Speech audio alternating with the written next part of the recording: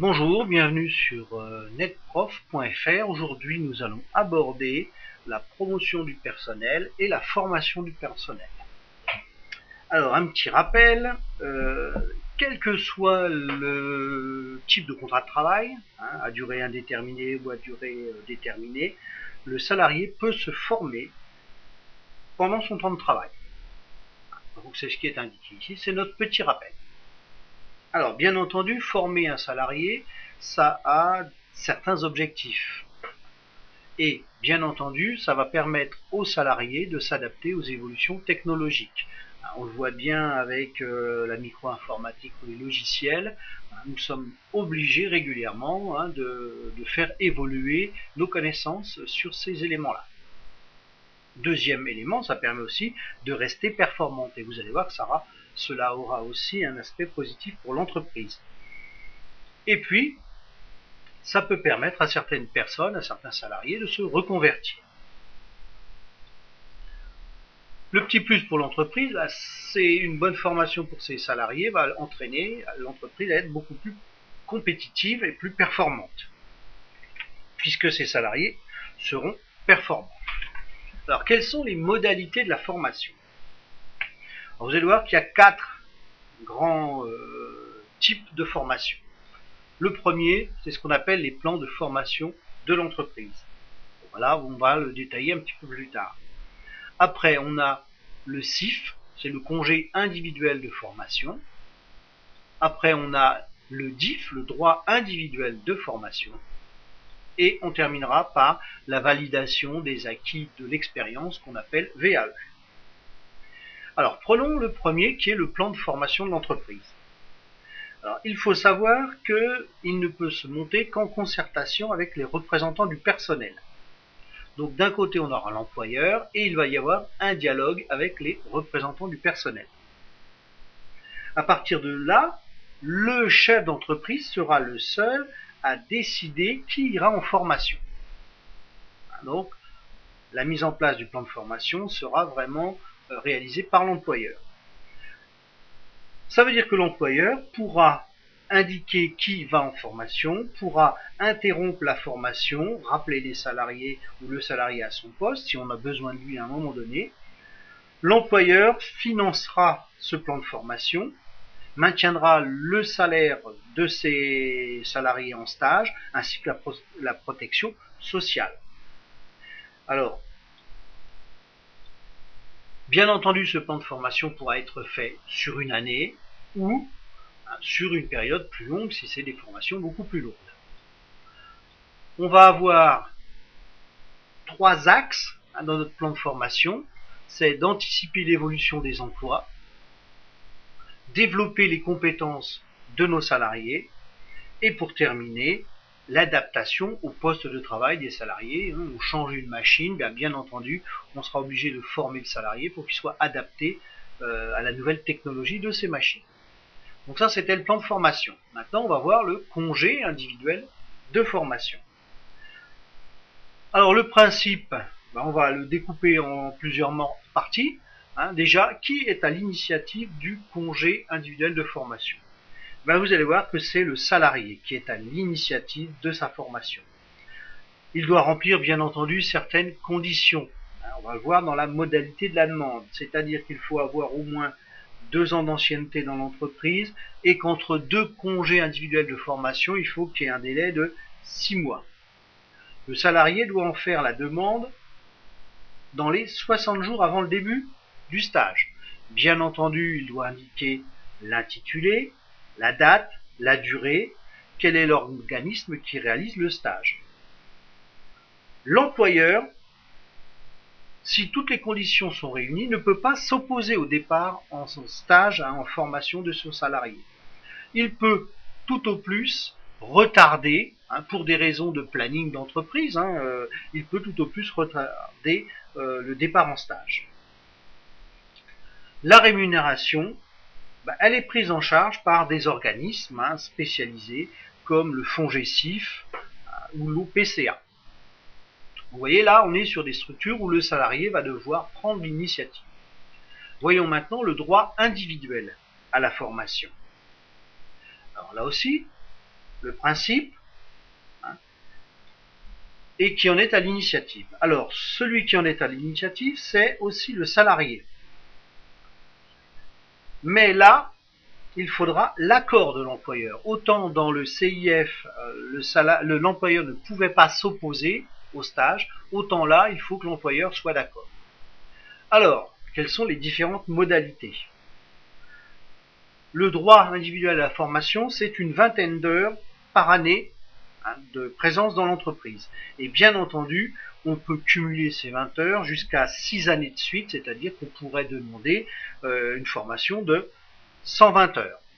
Cette formation peut être faite sur le temps de travail ou en dehors du temps de travail. Alors bien entendu, là aussi, c'est une demande par écrit. Par contre, il n'y a pas de délai. On n'a pas, comme dans le CIF, là, à le remettre 60 jours avant le départ en stage. Mais il y a quand même quelque part, on pourrait indiquer ça un délai, puisque l'employeur a 30 jours, hein, pour répondre. Alors ce stage, on doit indiquer, comme pour le CIF, l'intitulé, la date, la durée, l'organisme qui réalise le stage. Et là, à la différence du CIF, c'est que l'employeur peut refuser. Alors dans ce cas-là, il faudra refaire une demande ou alors, hein, basculer sur un contrat individuel de formation, un CIF, et dans ce cas-là, l'employeur ne pourra pas refuser. Concernant la rémunération, là, la rémunération est à la charge de l'entreprise, hein, et bien entendu, peut venir, cette charge, en déduction des participations au développement de la formation, hein, certaines cotisations, hein, de l'entreprise. Dernière possibilité de formation du personnel, c'est la validation des acquis de l'expérience. Certaines personnes, hein, qui ont des expériences professionnelles très pointues, mais n'ont pas le diplôme qui va avec, parce que ça s'est fait avec, comme je viens de le dire, avec de l'expérience, vont pouvoir essayer de transformer cette expérience en diplôme. Alors, qui en est à l'initiative? Ça peut être à la fois le patron, ça peut être le salarié. Mais ce qu'il faut savoir, c'est que cette validation va reposer sur le consentement du salarié, c'est-à-dire que ça ne peut pas être imposé par l'employeur. Donc ce diplôme sera décerné au regard de l'expérience professionnelle, hein, il y aura une évaluation par des professionnels, hein, pour transformer tout compte fait cette expérience en diplôme. Alors les modalités de la demande, il faut au moins 3 ans d'expérience professionnelle. Bien entendu, cette expérience professionnelle doit avoir un lien avec le diplôme, hein, que l'on envisage d'acquérir. Bien entendu, si vous avez 10 ans d'expérience en cuisine, vous n'allez pas demander à être validé en bac pro service. Hein, vous n'êtes pas serveur, vous êtes cuisinier. Donc à partir de là, hein, il faudra bien que, comme on dit, l'expérience soit en adéquation avec le diplôme. Alors maintenant, voyons d'autres éléments de notre cours. La promotion du personnel. Alors la promotion du personnel, bien entendu, a un but. C'est de permettre ou de donner à tout salarié la possibilité d'évoluer dans l'entreprise. Donc donner aux salariés la possibilité d'évoluer. Alors comment cela va-t-il se traduire? Vous le vivrez quand vous serez en entreprise. Il va falloir évaluer le personnel. Deux façons pour l'évaluer. Soit on fera appel à des fiches d'appréciation, c'est-à-dire que le supérieur hiérarchique, hein, va noter, hein, sur certaines fiches les compétences du salarié. Et puis, il peut tout simplement y avoir ce qu'on appelle un entretien. C'est souvent le cas dans beaucoup d'entreprises. Hein. Tous les ans, le salarié a un entretien avec ses responsables et on discute avec lui des objectifs à mettre en place, de ce qui a été positif dans l'année, de ce qui a été négatif. Et on peut lui faire miroiter des possibilités d'avancement, hein, ou des sanctions si on voit que le salarié n'est pas, comment dire, n'a pas la possibilité d'évoluer, hein, n'a pas la possibilité d'évoluer facilement dans l'entreprise. Alors, Maintenant, on va voir quand même les avantages de la promotion du personnel. Alors, ces avantages, bien entendu, vous voyez le mot promotion, donc automatiquement, il va y avoir ce qu'on appelle de la motivation, puisque quelque part, il y a un effet motivant de pouvoir avoir une promotion. Deuxième élément, ça va permettre de fidéliser le salarié à son entreprise. Si le salarié voit qu'il a des perspectives de carrière, automatiquement, il sera tenté pour rester dans l'entreprise.